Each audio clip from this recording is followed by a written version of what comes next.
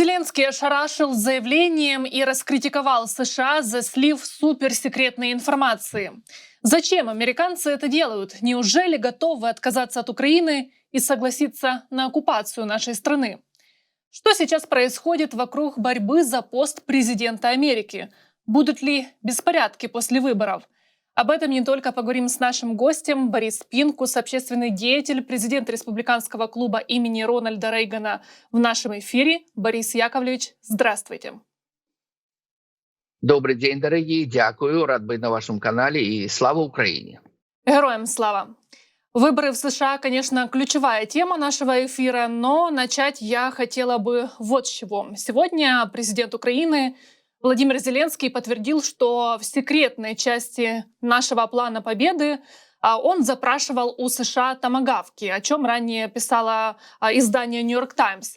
Ну и Зеленский упрекнул Белый дом в сливе прессе этой информации. Я процитирую. «Вы видите, что сейчас происходит в СМИ? Это была конфиденциальная информация между Украиной и Белым домом. Как понимать эти сообщения? Это значит, что между партнерами нет ничего секретного», заявил Зеленский. Борис Яковлевич, хочу вас спросить, вот действительно, зачем он нужен, этот слив, и что вообще сейчас происходит?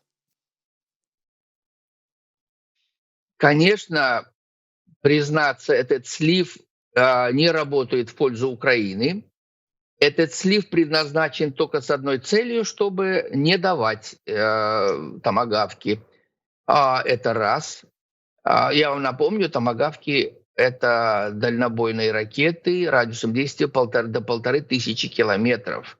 Они раз в 5 превосходят атакамсы, которые просит Украина. Поэтому томагавки бы очень были нужны сегодня Украине, как никогда. Тем более сейчас, посмотрите, обстановка нагнетается с поступлением пушечного мяса из Северной Кореи. И пожалуйста, не верьте этим 10-12 тысячам. Там уже разговор идет о 100 тысячах, которые могут в ближайшее время поступить в Украину. Вот это в Россию, а потом по частям в Украину. Вот это есть, вот это имеет место. Нагнетается обстановка. На мой взгляд, я уже немножко отойду в сторону, коль уж мы затронули секретной информации, все идет к лучшему. И слава богу, что в Северной Корее тут появилась. Почему это ускорит конец Путина? Почему? Потому что Запад так больше терпеть не сможет. И Европа на ушах стоит, это 100%. И, конечно же, идет борьба у нас, в элите. Как быть, как вести себя. С одной стороны, буквально меньше, чем через неделю у нас выборы.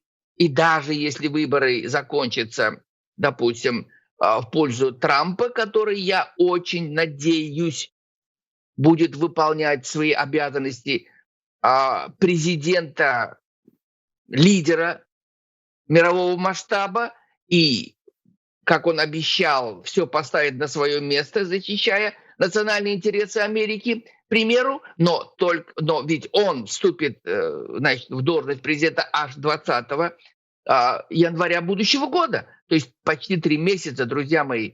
Вот это страшное. И вот этот вот слив, с которого мы начали наш разговор сегодня, он тревожный. Тревожный почему? Потому что вот эта волна, которая вновь зарождается на Западе и прежде всего вокруг Байдена, этого овоща, который давно уже не принимает никаких решений, за него принимает решения. Скорее всего, там Обама, я говорил, и есть. Именно Обама кукловод. Это пахан демократов. Именно он принимает решения. А Обама известен как так называемый, в кавычках, миротворец, стремящийся к уступничеству. Я не хочу напоминать вам, какие контакты он вел и с Путиным, и с Медведевым, которому он обещал на ушко, вот потерпите, а потом мы с вами договоримся. Вот это все, и это продолжение того же. И вот это тревожит.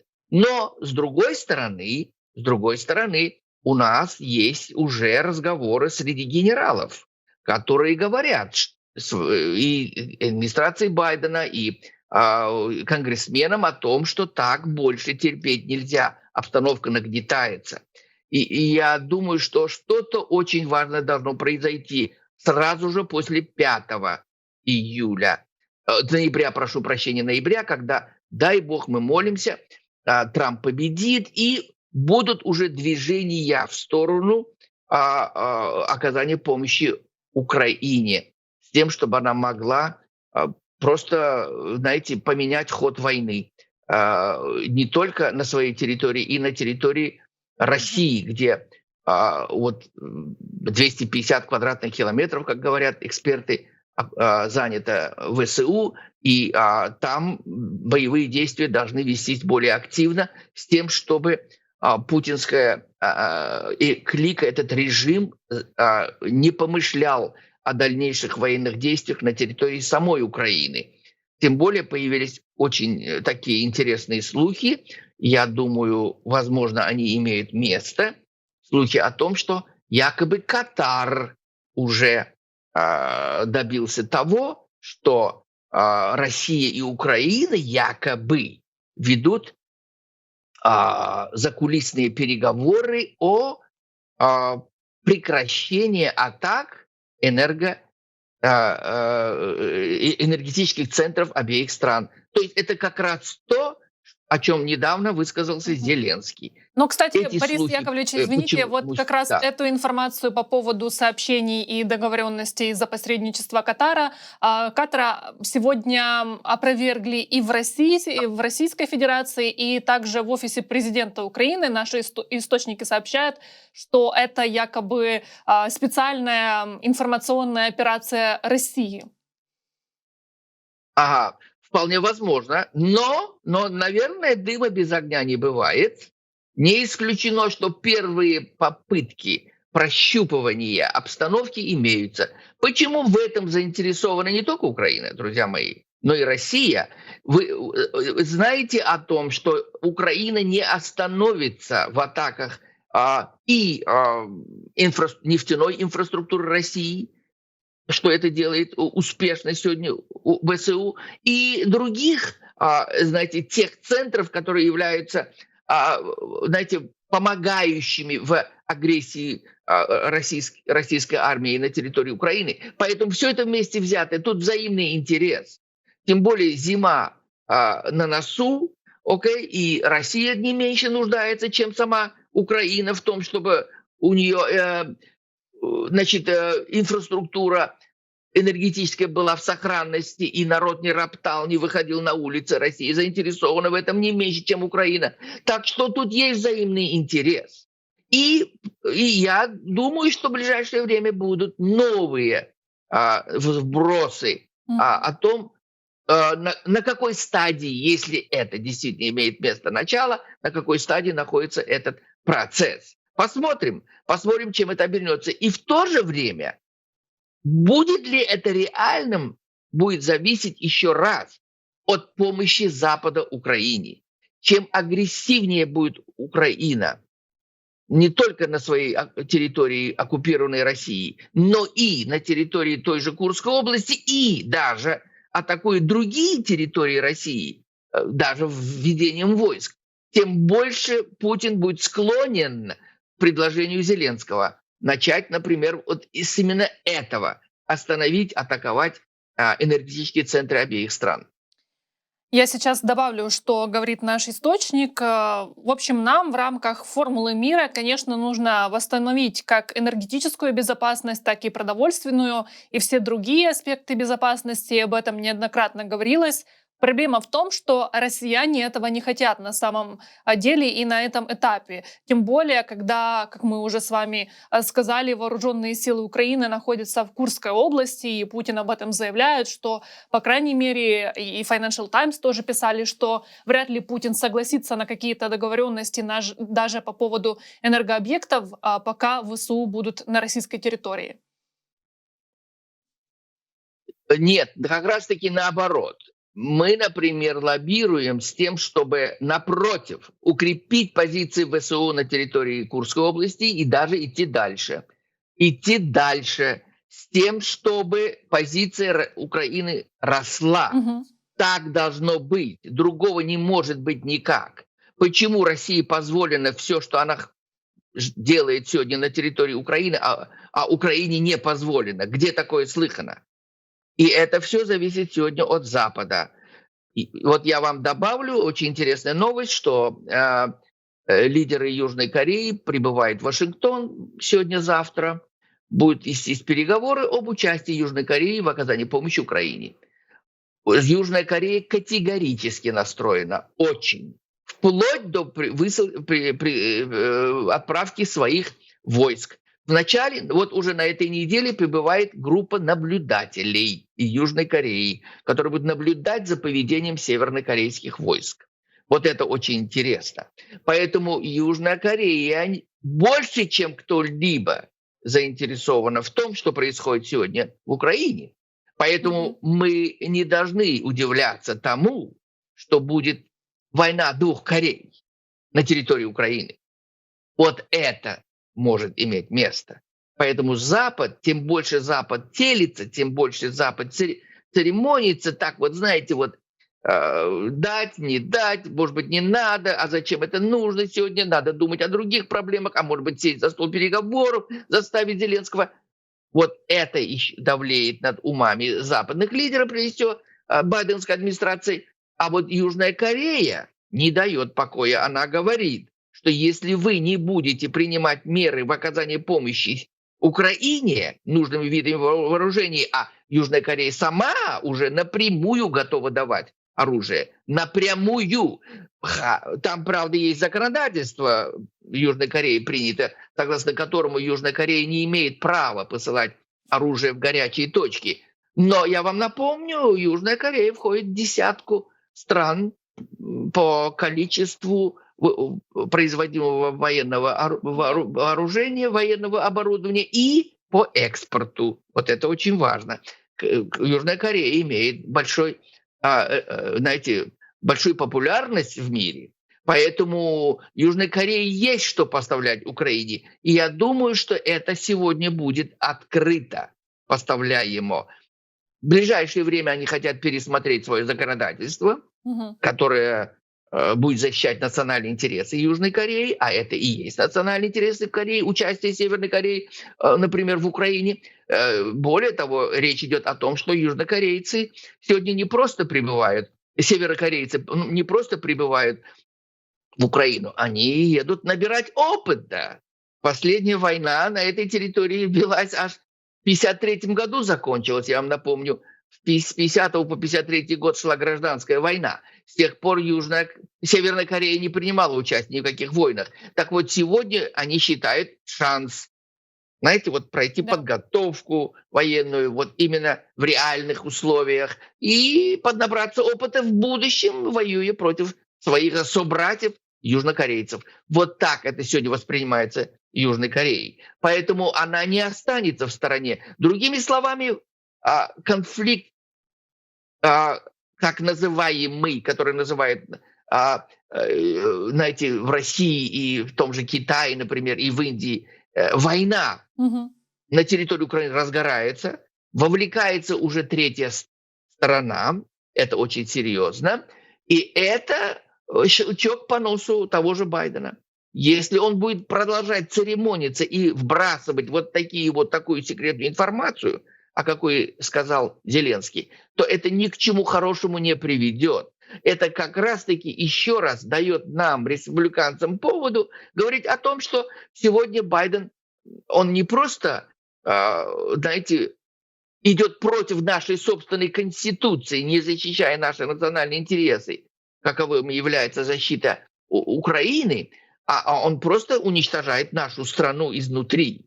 Почему? Потому что не сегодня-завтра это положение, которое сегодня, с которым мы столкнулись в центре Европы и на Ближнем Востоке, оно эхом отзовется на нашей внутренней обстановке. И не только на экономике, но и на информационном поле, например, и на многих других аспектах, которые нарушат покой нашего общества. К чему приведет это, мы не знаем, тем более, что предвыборные дела у нас настолько закручиваются с каждым днем, что еще неизвестно, чем эти выборы закончатся.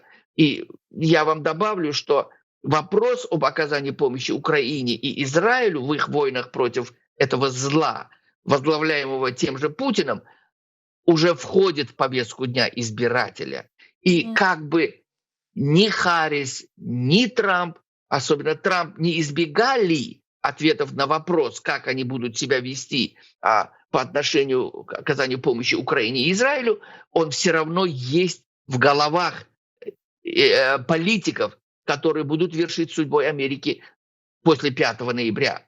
Поэтому очень важно сегодня все, что происходит сегодня в Америке. Я не сомневаюсь, что Трамп, обещавший публично присутствие Зеленского после их встречи, что если даже будет иметь сделка с Путиным, эта сделка никогда не затронет национальные интересы, имеет в виду, не будет в ущерб национальным интересам Украины. Вот это очень важно, и я верю, что Трамп будет этого придерживаться.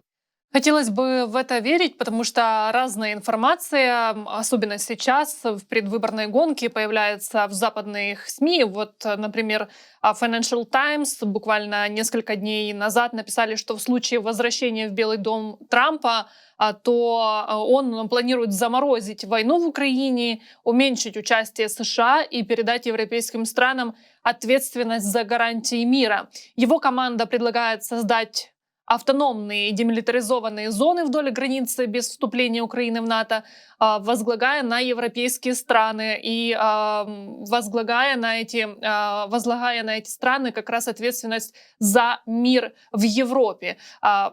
Этому можно доверять? Что это вообще за такая информация? О чем говорит эта публикация? Ну, давайте так. Financial Times, и вы можете поменять, убрать заглавие Financial Times, поставить New York Times. Совпадет. Поставить Washington Post. Совпадет. Нет проблем. Financial Times – это рупор леволибералов Запада. Точно так же, как я уже назвал и New York Times, Washington Post, например. Это одно и то же. Рядом поставьте и BBC тоже. Одно и то же. Так вот, Financial Times защищает именно Харрис. Именно эти либералы сегодня, друзья мои, спят и видят в Белом доме Харрис вместе с тем же Путиным, с тем же Си Цзиньпинем, с тем же Аятоллой. Сегодня все леволибералы, марксисты, антисемиты и эти вот диктаторы, которых я уже назвал, они все по одну сторону баррикады. Они льют воду на мельницу именно Харрис. Они за нее. Они спят и видят ее. Почему? Потому что сегодняшняя ситуация их устраивает. То есть не надо давать возможности победить Украине. Не надо. И Израилю тоже. Израиль должен пойти на уступки этим террористам, Ирану особенно. И также Украина. Ни в коем случае. Я повторю вам еще раз. Вот эта идея о том, что Путин устраивает Запад больше, чем любой другой, кто придет после Путина, а они говорят, вот эти леволибералы, что вокруг Путина один хлеще другого. Мы Путина много лет знаем, вот 20 с лишним лет мы с ним общались, и ничего страшного, договориться можно. Давайте дадим вот то, что вы произнесли, то, что написал Financial Times. Вот это их устраивает. Вы поняли меня? Вот это самое страшное. Поэтому это не надо воспринимать всерьез. Это блеф, который мы слышим с 24 февраля 2022 года, с первого дня Борис войны Яковлевич, в Украине. но если это пишут Да. СМИ, это одно. Но когда выходит потенциальный вице-президент Джей Ди Венс и тоже говорит о том, что Украине нужно будет отказаться от территории, он называет убийцу Путина противником, конкурентом, но отказывается называть его врагом, заявляет, что нужно быть умным, нужно быть в дипломатии, то о чем тогда это говорит? Это же не какие-то там Камалы Харрис СМИ написали. Допустим, вы правы, вы имеете право задать этот вопрос, и у вас есть основания. А теперь я скажу изнутри. Во-первых, вы посмотрите на опросы, друзья мои. Трамп не побеждает. Вровень, где-то больше на 1%, где-то меньше на 1%. До сих пор, за 4-5 дней, 6 дней до выборов, друзья мои. Где гарантия, что Трамп выиграет? А почему нет гарантии? Да потому что еще, я говорил и повторю еще раз, по сей день более 15 миллионов американцев не определились. А кто они? Да это те, на которых наплевать на Израиль, на Украину. Они говорят, нас это не устраивает. Нам нужно, чтобы любой президент, кто будет в Белом доме после выборов, решал наши внутренние проблемы прежде всего. Это высокая преступность, высокие цены на товары первой необходимости, это нелегальная иммиграция. Вот это. Все остальное потом. Вы меня поняли? Поэтому вот вы назвали его умным, он не умный, этот Венс. Он образованный, но не умный. Сегодня, на мой взгляд, я так предчувствую, он с Трампом играет, знаете, ту игру хорошего и плохого полицейского. Мгм. Почему? Да потому что, с одной стороны, когда этот Венс выбрасывает на публику эту риторику, он обращает это как раз-таки к этим вот 15 и более миллионам, говоря о том, что не волнуйтесь, ваши деньги мы наружу тратить не будем, они будут для вас. Мы А против почему Камала войн. Мы... Харрис к ним не обращается? А она постоянно говорит одно и то же. Она как, знаете, робот запрограммированный, который ей... Это вообще свойственно либералам, который говорит, а мы будем продолжать помогать. Не говорит, она не будет обращаться. А зачем? Она знает, что Ну это как, но есть же неправильно. тоже важные голоса этих 15 миллионов граждан. Но, да, подождите, но она проигрывает другом. Она должна тогда продолжить.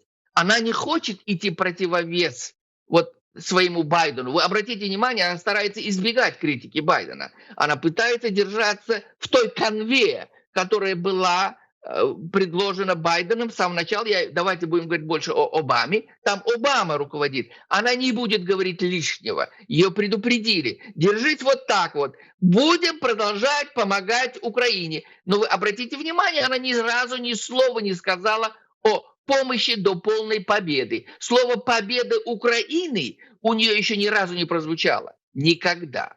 Поэтому политика одна.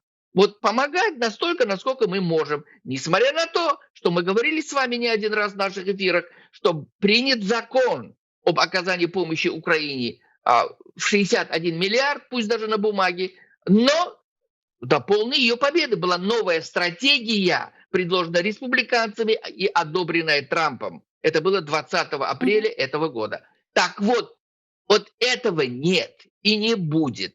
Поэтому сегодня у республиканцев, я прямо скажу, что сложнее положение. Почему? Потому что СМИ, средства массовой информации, они на 80% принадлежат леволибералам. И вот тот самый Financial Times, который вы назвали, он тоже работает на эту публику. Я вам больше скажу.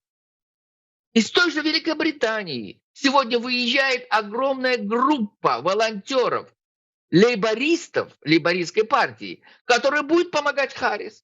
Да, они как волонтеры собираются разъезжаться по городам, особенно в колеблющих штатах, с тем, чтобы агитировать за Харрис. Вот прибавьте вот на эту чашу весов еще и это. Но насколько это легально, тут уже раздаются у нас голоса, чтобы проверить, позволяют ли наши законы иностранцам приезжать вот этой агитацией заниматься. У нас, правда, это запрещено. Но есть ссылка на то, что все зависит от того, кто это финансирует.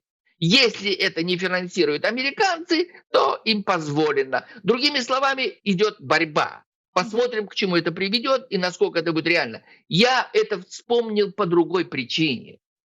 По той, что, еще раз повторю, сегодня леволибералы, марксисты, антисемиты, все они и диктаторы, в том числе Путин, Си Цзиньпинь и Ким, они аятоллы в одной лодке. Они ненавидят Трампа. Они спят и видят, что пришла Харрис. Она их всех устраивает. Почему? Потому что Трамп уже кое-где высказался о своем отношении международных в его делах будущих. Я вам напомню еще раз, друзья мои, давайте не будем забывать это. Не Трамп ли пару недель назад сказал в Wall Street Journal, что он в одной из бесед с Путиным предупредил его, если он будет атаковать Украину, а это было, конечно же, до 2022 года, еще когда Байден был президентом, Трамп был президентом, тогда Трамп на одной из встреч с Путиным сказал: попробуешь атаковать Украину, я буду атаковать твои купола. Вот это были слова Трампа, он это впервые высказался, и опровержения со стороны Путина не было. Тот же Песков, пресс-секретарь Путина, не нашел слов опровержения. Он просто сказал, что я бы не выдавал слова там на публику и так далее. Медведев опровергал и говорил о том, что Медведев, бывший президент Российской Федерации, вот он говорил о том, что мы тоже будем атаковать Вашингтон в случае таких угроз. Но он сказал, что вряд ли это могло быть, так как Трамп и Путин общались, если не помню цитату, как шелковые, или как-то так он сказал. Ну вот они вот это пусть называют. Я вообще раз напомню, у Трампа своя стратегия, основанная на, как говорится, мягко стелить да жестко спать. Это Трамп. Он обнимает их, он называет друзьями, но делает свои дела. Не хочу повторять, и много раз я повторяю во всех эфирах, что лично Трамп сделал для Украины. А почему вы считаете, сегодня Трамп другой? Не будет он другим. Он будет еще жестче, еще мощнее. Пожалуйста, я вас верну в его выступление на съезде нашем, когда мы его номинировали как кандидата от нашей партии, когда он сказал, что мы, говорит Трамп, за мир, но с позиции силы. Мы будем стремиться к миру, но смотря сквозь призму нашей военной мощи, вот это Трамп.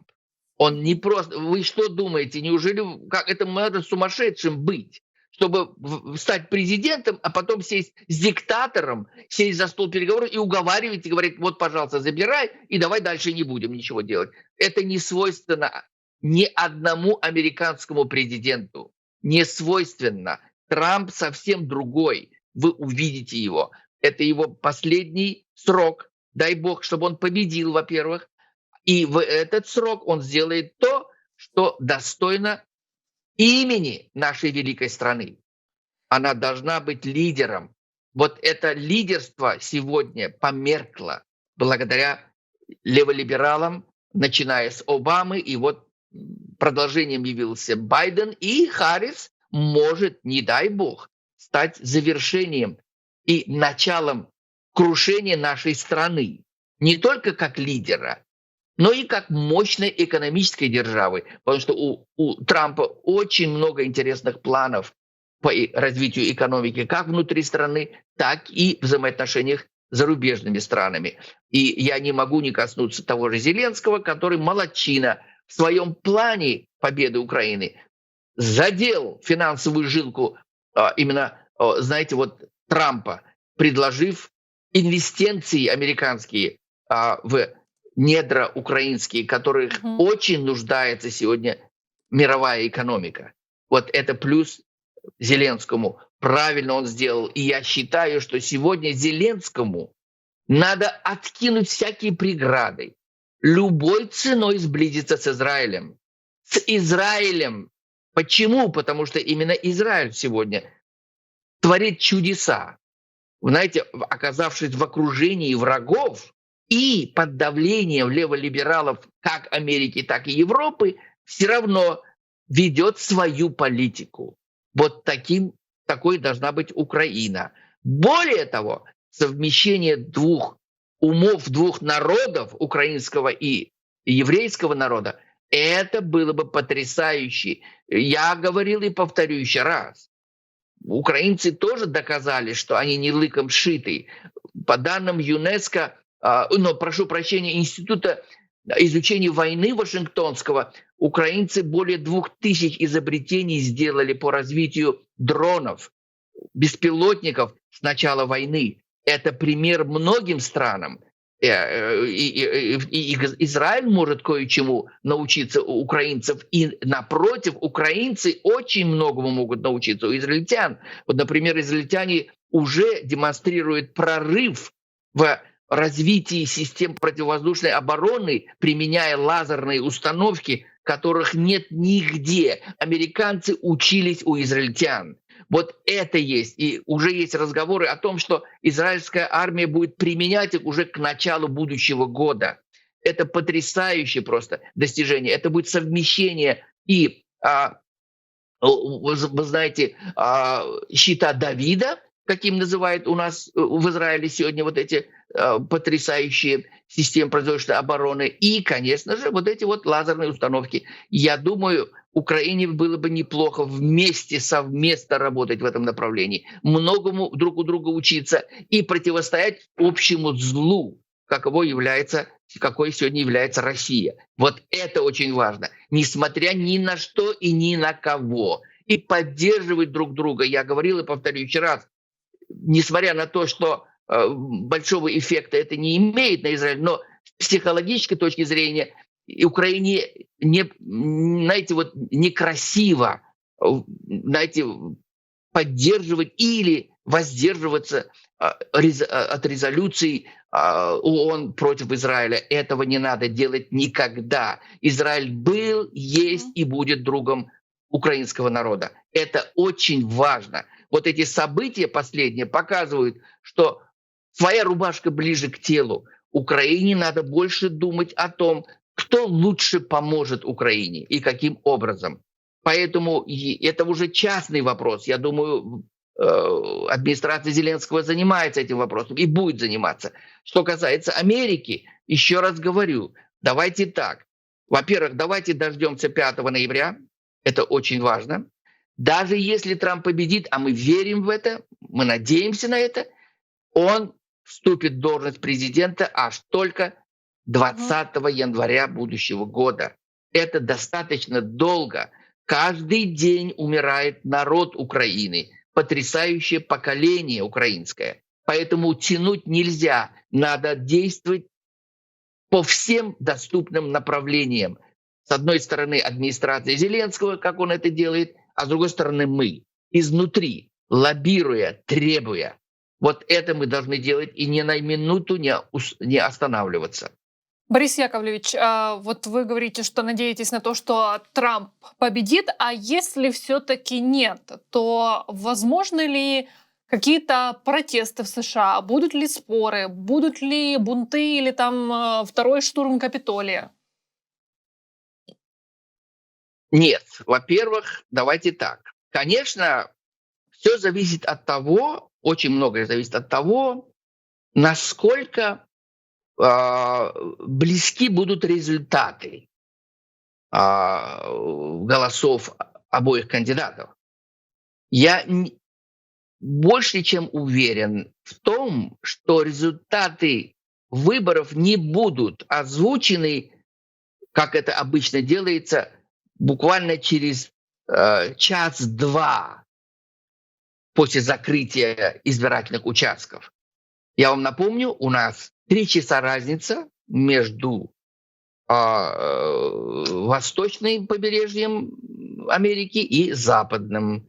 То есть мы должны дождаться закрытия участков избирательных и в Лос-Анджелесе, Сан-Франциско, и вот это Аляска там, и много остальные вот территории нашей страны на западной границе.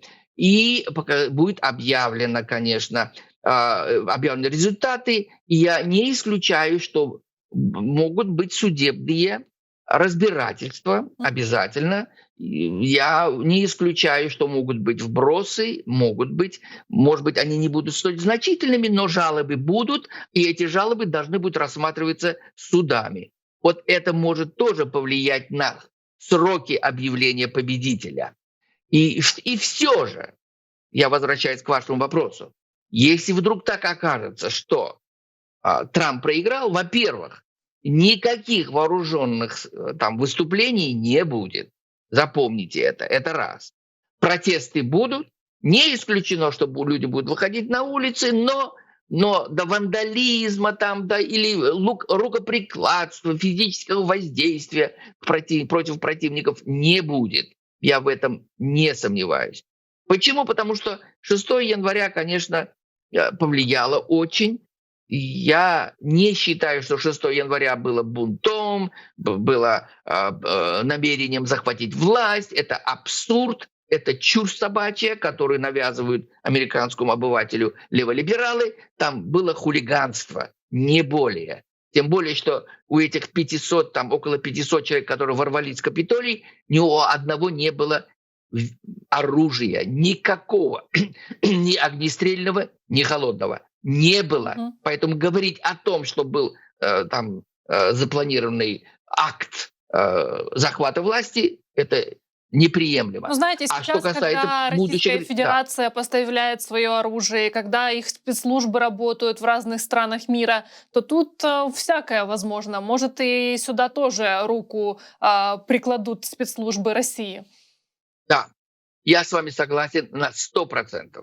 Почему? Потому что при той лютой ненависти Путина к Америке, когда он говорит, видно, что он не Украину ненавидит так, а он ненавидит больше Америку, а Украину только за то, что Украина просто грудью встала на пути этих варваров, которые двинулись на западную цивилизацию.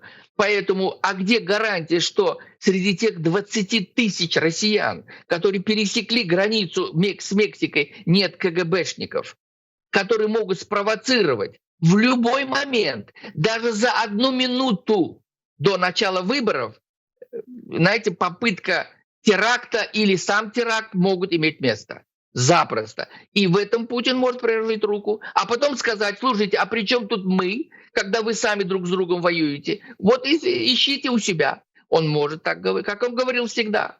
Поэтому вы абсолютно правы. Вполне возможно. И Иран то же самое. Пожалуйста, буквально недавно был арестован один пакистанец, который честно признался в том по заданию Ирана здесь, чтобы убить Трампа. Пожалуйста. Я вам еще раз напоминаю. Все диктаторы мира сегодня спят и видят, чтобы Трамп провалился, чтобы он не выиграл, чтобы он исчез. Вот этого они жаждут. Все. Путин прежде всего. Вот такая у нас сегодня ситуация. Борис Яковлевич, вот по поводу еще помощи от Соединенных Штатов Америки и о том пакете, который голосовали в этом году. И, кстати, по поводу тоже стратегии помогать Украине до полной ее победы, то как-то все это очень долго к нам идет. Сегодня тоже Зеленский сказал, что Украина получила только 10% от пакета помощи, за который проголосовал Конгресс в этом году. И вопрос не в деньгах, а вопрос в бюрократии и логистике. А почему так получается? Мы видим, что, например, отправить Северной Корее своих солдат в Россию, это как-то буквально месяц-два заняло времени, они уже готовы, они уже с оружием в Курской области. А почему союзы диктатур, они эффективнее, сильнее, решительнее, чем союзы демократий? Давно известно, что демократия и бюрократия – это близнецы-сестры. Там, где демократия, там есть бюрократия. И нужно согласовать, исполнительная власть должна получить подтверждение от законодательной власти, и не дай бог, если будет нарушение, то и судебное подключится. Вот это все есть. В этом преимущество диктатуры над демократией. Этого нельзя отрицать. Но тут я в нашем с вами случае виню прежде всего мою администрацию за то, что нет воли. Будет воля, все будет. Абсолютно. Даже не надо посылать из Америки ничего. Все, в чем нуждается Украина, имеется у стран-членов НАТО, европейских стран. Пожалуйста, те же патриоты. Почему не дают патриоты? Почему? По одной штуке вот эти 19 стран, членов НАТО, которые имеют патриот, дали бы, уже было бы, у нас не было бы проблем. Ни атак против Киева, Одессы, Запорожья, Херсона, Днепро и многих других городов. Не было бы. Не дают. Обещают, воля, не дают. еще раз напоминаю. Обещать не дают. Обещать можно, знаете, ласкать слух. Не показаться же миру, что мы не такие. Обещать можно. Понимаете? В этом вся проблема.